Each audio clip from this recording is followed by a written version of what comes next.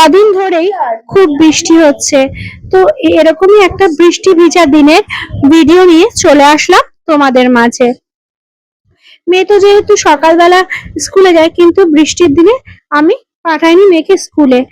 আর সকালে আশি কাজ করে তারপর চা খেয়ে নিলাম, তারপরে চলে গেলাম সকালের টিফিনে জোগাড় করতে।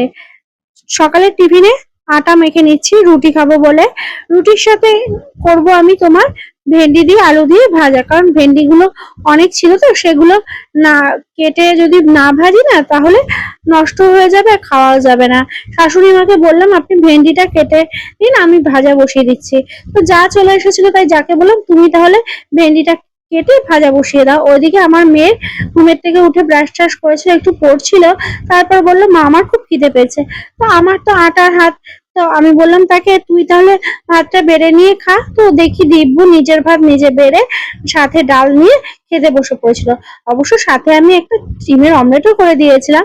আর তারপরে আমি চলে গেলাম তোমার রুটিগুলো বেলতে। রুটিগুলো বেলে ঠেলে নিয়ে তারপরে রুটির কৌটোর মধ্যে আটার কৌটোর মধ্যে আটাগুলোকে ঠিকঠাক মতো গুছিয়ে কৌটোর জায়গায় রেখে দিলাম। আর আমি চলে গেলাম রান্নাঘরে। শাশুড়ি মা আমার হাতে বেলা রুটিগুলো হাতে ধরিয়ে দিল।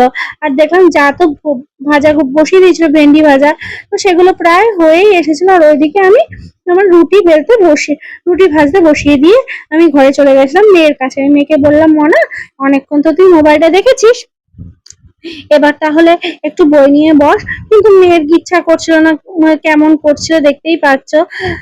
তারপরে পড়তে বসেছিল। অবশ্য সকালবেলা স্কুলে না গেলে একটু মেয়েকে পড়াতে বসালে খুব দুষ্টুমি করে।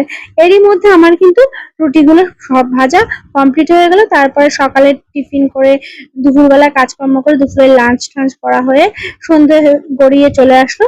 সন্ধেবেলা চা নিয়ে চলে আসলাম, কিন্তু জল তো আমার খাওয়া হয়নি, তাই এক ঢোক জলও খেয়ে নিলাম চা খাওয়ার আগে। আর চাটা যখনই খেতে বসেছি মেয়ে বায়না করতে শুরু করে দিল, মা আমাকে তো এতক্ষণ পড়িয়েছো, এবার একটু আমাকে কিছু খেতে দাও। আমি ওকে ভাবছি কি খেতে দেবো। এর মধ্যে কর্তামশাই বাড়িতে চলে আসলো। কর্তামশাইকে দেখে বললাম মেয়ে কিন্তু খাওয়ার জন্য বায়না করছে, তুমি কি কিছু ওকে করে দেবে? তো বললো ঠিক আছে, আমি ওকে ওর ফেভারিট জিনিস করে দেবো। তা ও তো ওর ফেভারিট জিনিস এগ ম্যাগি, তো সেটা পেয়ে মেয়ে খুব খুশি হলো।